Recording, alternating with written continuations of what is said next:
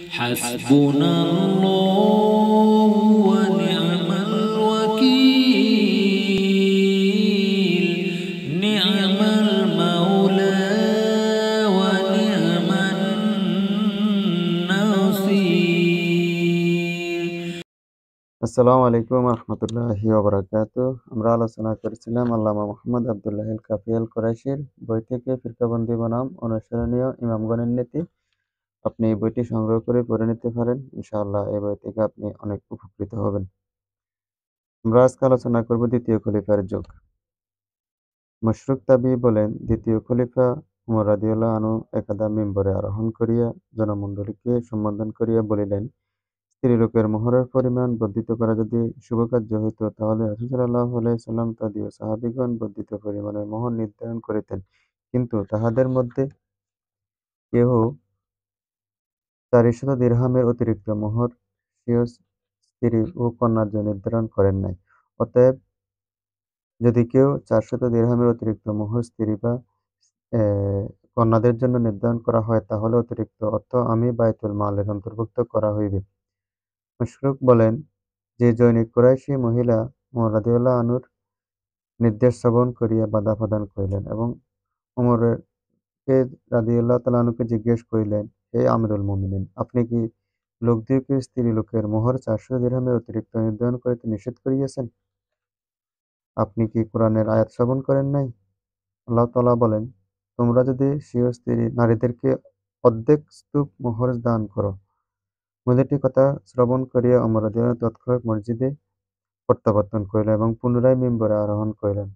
একজন পুরুষ ভুল বুঝিয়া কিন্তু একজন নারী ঠিক বুঝিয়াছে। হে মানব জনমণ্ডলী, আমি আপনাদিগকে 400 দিরহামের অতিরিক্ত মোহর নির্ধারণ করিতে নিষেধ করিছিলাম। আমি এক্ষণে আমার নির্দেশ প্রত্যাহার করিয়া লইতেছি এবং বলিতেছি যে, আল্লাহ যেরূপ ইচ্ছা সমর্থন সেই অনুযায়ী মোহর নির্ধারণ করিতে পারিবেন। এই ঘটনার সাহায্যে তিনটি বিষয় অবিসংবাদিতভাবে প্রমাণিত হয় যে, প্রথমত, আইনের তাৎপর্য অনুধাবন করার যোগ্যতায় নারী-পুরুষ সম্পূর্ণ অভিন্ন। দ্বিতীয়, কোন রাষ্ট্রীয় নায়ককে কিংবা পার্লামেন্টের সিদ্ধান্ত কোরআনের বিপরীত হইলে ইসলামী রাষ্ট্রে উক্ত সিদ্ধান্ত গৃহীত হইবে না। তৃতীয় হইল, সমুদয় বিদ্বান ও চিন্তাশীল মনীষীদের অভিমত কোরআনের প্রতিকূল হইলে তাহাদের অভিমত পরিত্যাজ্য হইবে।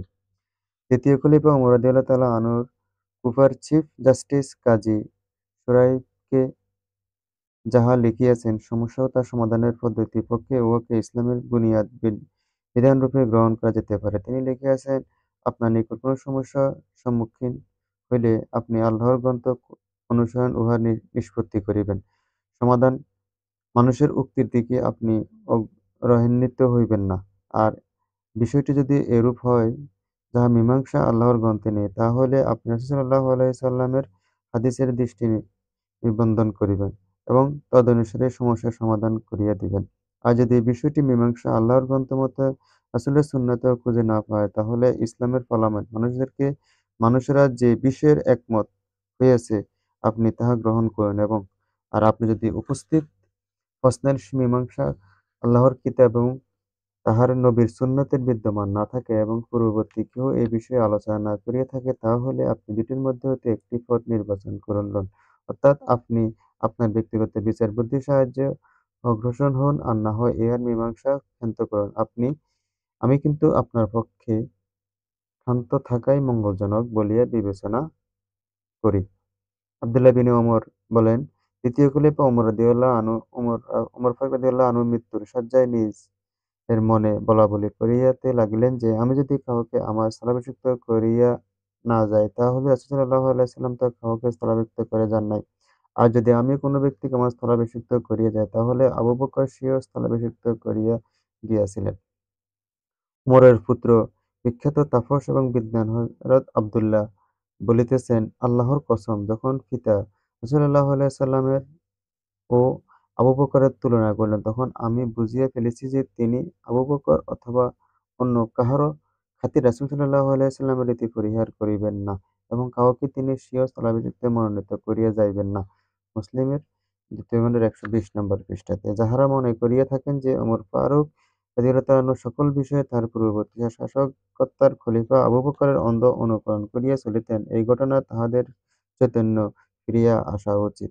ওমর রাদিয়াল্লাহু তাআলা আনহু তার খেলাফতের যুগে আবু বকর রাদিয়াল্লাহু আনহুর বহু ব্যক্তিগত নিদর্শন অমান্য করিয়াছেন এবং প্রকৃতপক্ষে আল্লাহ তাদের রাসূল সাল্লাল্লাহু আলাইহি সাল্লামের সমকক্ষতার কাহারও কোন নির্দেশন মুসলমানদের কাছে যে গ্রহণযোগ্যতা হইতে পারে না, তাহা সামান্য চিন্তা করিলে সকলেই হৃদয়ঙ্গম করিতে পারিবেন। প্রকৃতপক্ষে জাতির সর্বাধিনায়ক নির্বাচন করার অধিকার ইসলাম জাতির হস্তে প্রদান করিয়াছেন এবং এজন্য রাসূল সাল্লাল্লাহু আলাইহি সাল্লাম অবশ্যই বিবেচনা করা সত্ত্বেও তার মহাপ্রণয়নের প্রকল্পে স্পষ্ট ভাষায় তাহাকে স্বীয় স্থলাভিষিক্ত করিয়া যান নাই। সাইদ বিনুল মাসায়েব বলেন, উমর ফারুক রাদিয়াল্লাহু তাআলা আনহু ব্যক্তিগত অভিমত অনুসারে স্ত্রীর পক্ষে তাহার স্বামীর দ্বিতীয় দিয়ত তথা আহত ও নিহত হওয়ার দরুন আর্থিক ক্ষতিপূরণের কোন অংশ প্রাপ্ত হইবার উপায় ছিল না, কিন্তু যায়হাক বিনে সুফিয়ান ওমর ফারুককে রাদিয়াল্লাহু আনহু লিখিয়া পাঠাইলেন যে, রাসূল সাল্লাল্লাহু আলাইহি সাল্লাম আইয়শ বিন বিনুজ জাবারির স্ত্রীকে তাহার স্বামীর দিয়তের দরুন অর্থের অংশ প্রদান করিয়াছিলেন। ইহা অবগত হওয়া মাত্রই ওমর ফারুক রাদিয়াল্লাহু তাআলা আনহু তাহার ব্যক্তিগত অভিমত প্রত্যাহার করিয়া লইলেন। ইবনে মাজাহ ১৯৪ পৃষ্ঠা। উমর ফারুক রাদিয়াল্লাহু তাআলা আনহু অগ্নিপূজকদের নিকট হইতে সাময়িক ট্যাক্স গ্রহণ করার পক্ষপাতী ছিলেন না। তাহাকে তিনি আবাদাতুল আওসান বা প্রতিমা পূজকদের পর্যায়ভুক্ত মনে করিতেন। অবশেষে আব্দুর রহমান বিন আউফ সাক্ষ্যদান করিলেন যে, রাসূল সাল্লাল্লাহু আলাইহি সাল্লাম হিজরের অগ্নিপূজকদের নিকট সাময়িক ট্যাক্স গ্রহণ করিয়াছেন। অতঃপর ওমর ফারুক রাদিয়াল্লাহু তাআলা তাহার পূর্ব মত পরিহার করিয়া লইলেন। আবু সাঈদ খুদরী রাদিয়াল্লাহু আনহু বলেন, একদা আমি আনসারদের নিকট বৈঠকে উপস্থিত ছিলাম। এমন সময় আবু মূসা আশআরী অত্যন্ত ব্যস্তভাবে প্রবেশ করিলেন এবং বলিলেন, আমি ওমর ফারুকের নিকট গিয়া বাড়ির ভিতর প্রবেশ করার জন্য ৩ বার অনুমতি চাই এবং জবাব না হওয়ায় ফিরিয়া আসি। ইতিমধ্যে ওমর ফারুক রাদিয়াল্লাহু আনহুর সঙ্গে আমার সাক্ষাৎ ঘটে এবং তিনি প্রত্যাবর্তনের কারণ আমাকে জিজ্ঞাসা করেন। আমি বলি, রাসূল সাল্লাল্লাহু আলাইহি সাল্লাম আদেশ দিয়েছেন, তোমাদের মধ্যে কেউ যদি কাহারও গৃহে প্রবেশ করিবার জন্য ৩ বার অনুমতি চাও, উত্তর না পাও, তাহলে ফিরিয়া আসিবে। উমর রাদিয়াল্লাহু আনহু বলেন, আল্লাহর কসম, আপনাকে এ কথা বলার প্রমাণ দিতেই হবে।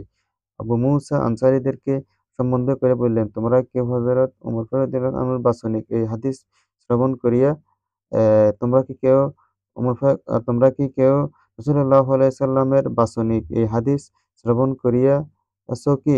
আবু সাঈদ খুদরী বলিলেন, আমি দলের মধ্যে সর্বাপেক্ষা কনিষ্ঠ ছিলাম।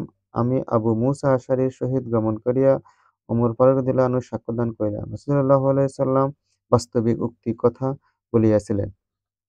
এই ঘটনার সাহায্যে প্রমাণিত হইতেছে যে, অপরের গৃহে প্রবেশ সংক্রান্ত রাসূলুল্লাহ সাল্লাল্লাহু আলাইহি ওয়াসাল্লাম হাদীসটি কনিষ্ঠ সাহাবীর জন্য জানা থাকিলেও উমরের ন্যায় সাহাবীর প্রাচীন ও অগ্রগণ্য সাহাবীর উহা পরিজ্ঞাত ছিল না। যদি আবু বকর ও উমর রাদিয়াল্লাহু আনহুর ন্যায় মনীষীদেরকে কোন হাদীস জ্ঞাত থাকিতে পারে, তাহা হইলে পরবর্তী ইমাম ও সাহাবীদের পক্ষে রাসূলুল্লাহ সাল্লাল্লাহু আলাইহি ওয়াসাল্লামের কোন নির্দেশ অপরিহার্য থাকা কিছুমাত্র বিস্ময়কর নয়। যাহারা মনে করে যে, নির্দিষ্ট ইমাম বা ফকিহ সাল্লাল্লাহু আলাইহি ওয়াসাল্লামের সমুদয় আদেশ ও নিষেধ অবগত ছিলেন এবং শরীয়তের অভিজ্ঞতা অর্জনের জন্য বিদ্বান ও ফকির বিদ্যার সহায় গ্রহণ করিয়া আদৌ আবশ্যক নয়, তাহাদের এই ধারণা একান্ত এক দেশ এক দেশদর্শিনতা ও গোঁড়ামির পরিচায়ক মাত্র। আল্লাহ সুবহানাহু ওয়া তাআলা আমাদেরকে সঠিকটা বুঝে শুনে আমল করার তৌফিক দান করুন। আমিন ইয়া রাব্বুল আলামিন। আসসালামু আলাইকুম ওয়া রাহমাতুল্লাহি ওয়া বারাকাতুহু।